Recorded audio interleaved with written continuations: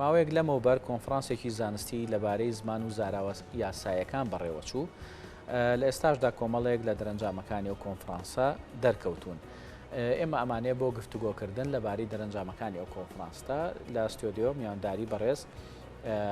فەریدون سامان سەرنووسەری گۆڤاری زمان و زارمان کردووە. کاک فەریدون بەیانیت باش و بەخێر بێت. بەخێر بێت کاک فەریدون. ئەگەر سەرەتا پێمان بڵێ ئەم گۆڤارە بۆچی دەرکراوە مەبەستان لە دەرکردنی گۆڤارەکە چی؟ سەرتا سوپاسان دەکەم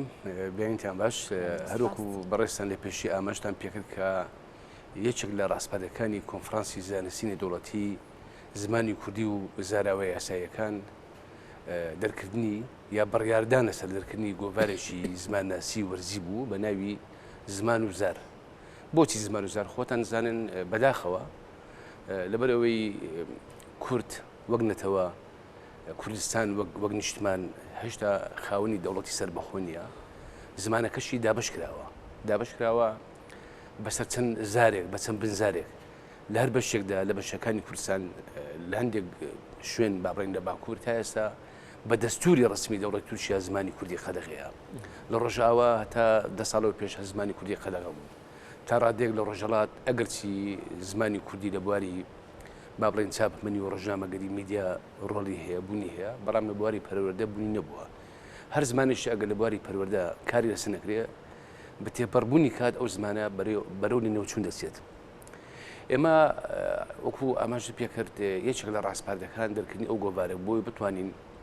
بیکەین بە سەکۆیەک بۆی توێژنەوە بۆ لێکۆڕینەوە لە سەرجەم ئەو زار و بنزارە کوردیانی کە لە ماوەی 3 ساڵی ڕابردوو خەریکە لێنەوە دەسن. هەمان شت ئامانجی سەرشمان ئەوەیە ئێمە لە پێناو دروستکردنی زمانێکی ساندار زمانێکی یەکگرتوو زار و بنزارەکان لە ڕێی کەسانی شارەزا و پسپۆر و ئەکادمی و زمانناس لە هەموو بەشەکانی کوردستان و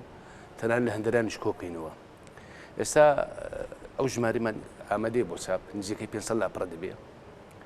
پتر لە 20 لێکۆڕینەوەی تێدایە وتاری تێدایە پێمە دوودانە دیمانە و مێزگریشیە لەسەر مەسلەی زمان و پرسەکانی زمان. بابەتەکانمان وێڕایەوێت کە بە زمانی بابڕێن کوردی ناوەڕاست کە پێی دەوتێ سۆرانی کە ئێستا کە زمانێکی فەرمێ لە باشووری کوردستان و لە سەرانسەری عێراقدا، بەڵام بەزارەکانی فەیلی و کرمانجیش بابەتمان هەیە. ئێمە پێشترش ئاماژەمان بەوە کردووە کە بۆچی زار زمان هەیە و زاریش هەیە لازم هەیە دیالێکت هەیە بنزاریش هەیە. ئێمە لەو گۆڤارەدا زار و بنزارەکان کۆ دەکەینەوە بۆی بتوانین بیکەین بە مینبرێک بۆ توێشکردن. بۆ نمونە لەو ژمارەیە دۆسیەکمان هەیە لەسەر زاری هەورامی نووسینێکە وتارێکەیە نووسەرەکە پێی وایە زاری هەورامی زمانە. هەمان ئەو بابەتەمان نووسینەوەمان بۆ کۆمەڵک کەسانی زمانناس و شارەزا دارد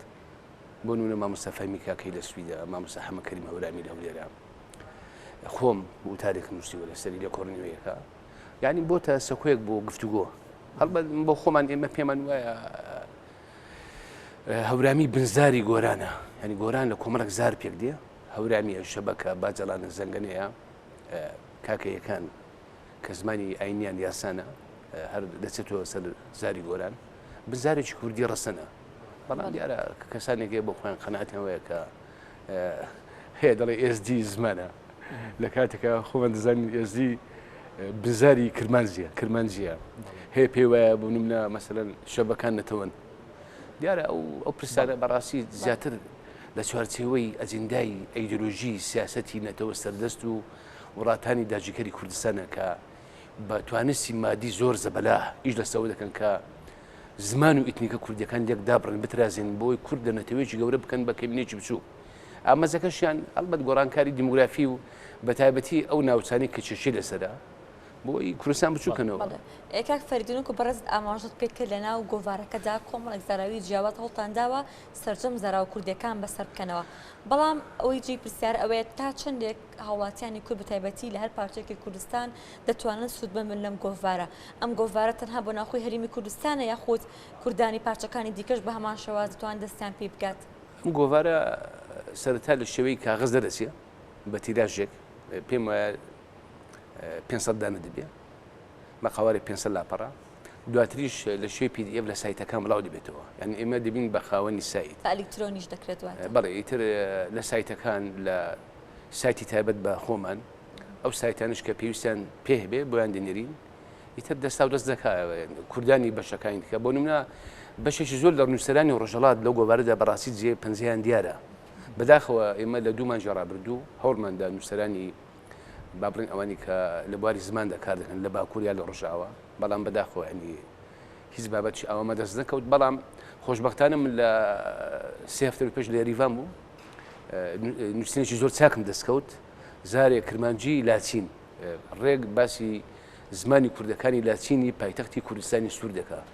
کرمانجێکی پەتی خۆش ڕێک و ڕەوان کە ئێمە زۆر بە ئاسانی شتێ دەگەین زمانەکە ماوە ئەگەرچی خاکیان لەدەستداوە شەڕێک لاچین ئێستا کە کەوتوتە ئەو ناوچەی کە لە نێوان کەرەباخ لە نێوان ئەرمنستان و ئازەربایجاندا شەڕی لەسەرە ناوچەیەکی کوردیە هەروەکو چۆن ناوچەکانی خۆمان کە چێشیان لەسەرە بەڵام وەک زمان ماوە ئەوە گرینگە گۆڤارەکە بە یەک زار دەرەچێت نەخێر وەکو ئاماژەم پێکرد بە زمانی کوردی ناوەڕاست کەس ئیمپێدرن سۆرانی کە زمانێکی فەرمیە لە هەرێمی کوردستان و لە عێراقدا بەڵام بەزارەکانی فەیلی و کرمانجی و ئەگەر هەبێ بە هەورامیش بەڵاو دەکەینەوە تەنان ئێمە پاشکۆیەکمان هەیە لەو گۆڤارە بە زمانی فارسی عەربی تورکی هەتا ئینگلیزیش بابەتمان هەیە بەڵام بۆ مەرجەی دەبێت پەیوەندی بە زمانی کوردیەوە بێ ئەگەر بابەتێک بەر زمانێکی بیانی بێ بەڵام باز لە زمانی کوردی بکەن بۆ نمونە تۆ لە دەرەوە لە ئەوروپا نووسەرانێک هەن زمانی کوردیان بیرچۆتەوە بەڵام بەنەتەوە کوردن نووسەرێکی کوردی زازاچیە لە سویسرایە 50 ساڵ دەبێ لەوەیە بابەتێکی بۆ نووسین بە فەڕەنسی زاری زازاچی باش ئەمانی کە لە گۆڤارەکەی بڵاوکرێت و کاک فەرید ئەتوانین بڵین دوجار ئێوە ئەتوان بیکەن بە بنەمایەک بۆ ئەوەی کە پرۆژەیەک بێ بۆ یەخستنەوەی زمان و یاخود زارەکانی کورد لە ناو زمانی کوردیە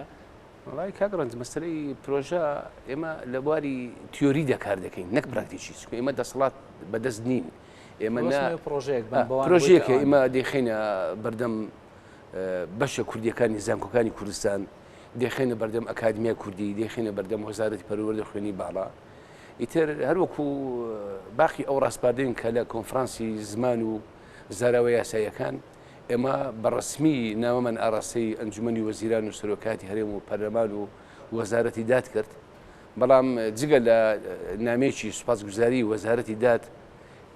وەڵامیان نەداینەوە پێم وایە حکوومەت لەم خۆناغا سەبارە بە زۆر هۆکار کەمتر ئاور لە ڕاستپاردەی کۆنفرانسەکان یا لەسەر داواکاریەکانی گۆڤارێک کاک فەریدون ئەمە بکەین بە پرسیارێک ماوەیەک لەموو بەر کۆنفرانسێکتان بەس سەبارە بە زمان و زەراوە یاساییەکان ئەنجامەکانی چی بوو هەروەها توانیتان ڕاستپاردەکانی ئەو کۆنفرانسە جێبەجێ بکرێت پێمە هەر لەو کەناڵە ئێوارەی چەند باس من لە ئەنجامەکان و ڕاستپاردەکان کرد خۆش نیە دووبارێکەمەوە بەڵام ئەوەی بەلا بەدواداچن بەداخەوە گۆڤارەکەتانێکێکە لەوەی کە دەرەنجامی ئەوە چکە دەست خۆمان دەکەین هەروە ڕاستپاری شترمانە بوو کۆنفرانسی سێمی زانستی زمان و